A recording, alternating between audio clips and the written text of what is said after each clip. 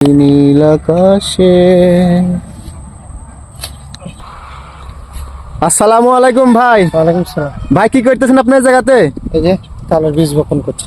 তালের বীজ? হ্যাঁ। ভাই এত বাদ দিয়ে আপনার এত কিছু থাকতে তালের বীজ রোপণ মানে বুঝতে পারলাম না, কিসের জন্য ভাই? তালের বীজ বপন করার একাধিক কারণ আছে। যেমন প্রথম কারণ হলো যে এই তাল গাছগুলা পরিবেশ থেকে এক সময় দেখা গেছে যে যেভাবে বিলুপ্ত হতে যাচ্ছে, এক সময় তাল গাছ নামে তাল থাকবে না। এখন একটা তাল খুচরা বাজারে 40 টাকা 50 টাকা দাম। দ্বিতীয় কথা হলো তাল গাছ আমাদেরকে কিন্তু অনেক খড়ি দেয়। তৃতীয় বিষয় হচ্ছে তাল গাছ কিন্তু আমাদের জীবন রক্ষা করে বজ্রপাত থেকে, তাই কি না? আর দিন দিন রাজশাহী মরুভূমি হওয়ার পথে। চতুর্থ সবচেয়ে বড় উপকারী যেটি এই তাল গাছের থেকে আমরা প্রতিদিন 24 ঘন্টা যে পরিমাণ অক্সিজেন পাবো, একটা অক্সিজেন ভান্ডার হিসাবে আমরা তাকে মানে তুলনা করতে পারি। আর এই তাল গাছ সহজে মৃত্যু হয় না, তাল গাছ সহজে মরে না, পরিবেশ প্রতিকূলে বেঁচে থাকে। এক কথায় পরিবেশের ভারসাম্য রক্ষার্থে হলেও এই গাছগুলো আমাদের দরকার। শুধু তাল গাছ না, অন্যান্য বনজ গাছও দরকার। যে আমার তো টাকা সামর্থ্য সেভাবে নাই যেমন অন্যান্য গাছ কিনে রোপণ করবে। তো এই বীজগুলো আমি বাড়ির খোঁজ খবর নিই, তাল গাছ খোঁড়া মোটামুটি 1000-1200 মতো বীজ সংগ্রহ করেছি, তারই অংশ হিসাবে আজকে রোপণ করছি। আচ্ছা ভাই, আর একটা কথা, সেটা হচ্ছে আপনি যে রাস্তার ধার করে যে গাছগুলো লাগাচ্ছেন, এই যে ফলগুলো লাগাচ্ছেন, এসব কি টিকবে?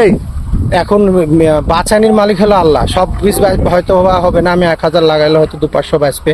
তবে আমার এই আপনার মাধ্যমে জানানো আমার অনুরোধ যে সবাইগুলো গাছগুলো যার যার জমির সামনে পড়ে তারা যেন হেফাজত করে।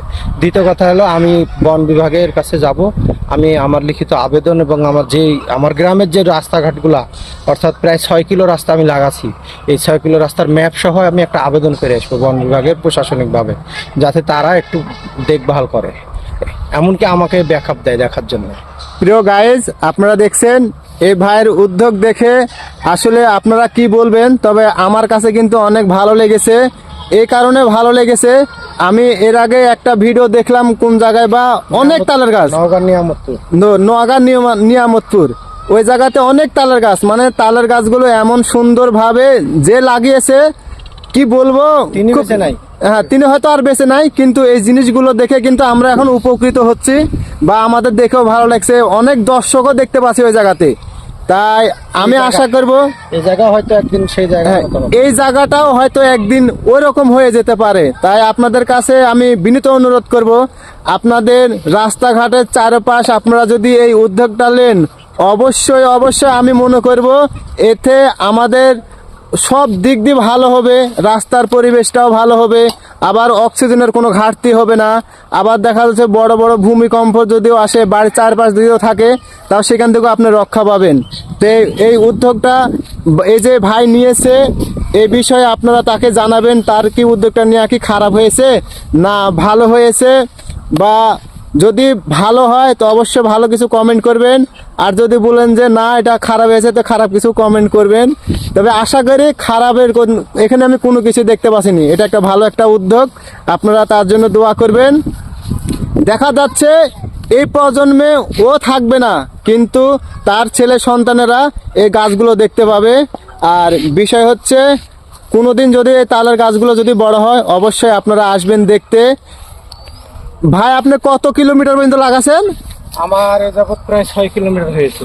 6 কিলোমিটার মানে আপনি ভাবতে পারছেন, মানে ভাই কতগুলো রাস্তা পর্যন্ত আপনি লাগিয়েছেন? এমনি পায়ে হাঁটতে গেলে 1 ঘন্টা থেকে 1 ঘন্টা 20 মিনিট লাগবে। ও ভাই, কতগুলো রাস্তা? 3টা রাস্তা। 3টা রাস্তাতে লাগিয়েছে, তাহলে দেখেন কত বড় একটা উদ্যোগ নিয়েছে একা একা। 3 কিলো রাস্তা এবং 2 পাশে। ভাই আপনার সাথে কেউ আছে না, আপনি একাই? আমি আছি, জাকিরুল ভাই আছে, আমিন বলে একটা বাচ্চা আমাকে হেল্প করে।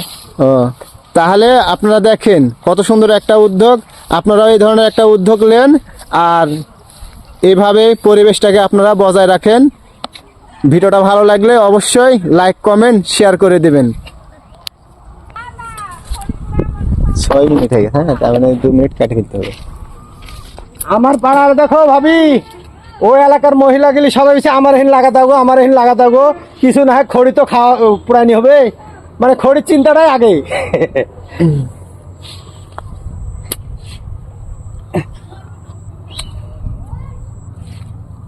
ভাই কেমন হয় সাক্ষাৎকার? না ঠিক আছে, একেবারে মানে নতুন হিসাবে একেবারে না এইভাবে তো প্র্যাকটিস করতে হয়, প্র্যাকটিস তো এইভাবে একদিনে হয়, একদিনে কেউ পারবে না। কেউ যদি মনে করো আমি একদিনে সব করবো তাহলে তাছাড়া আর হবে না। না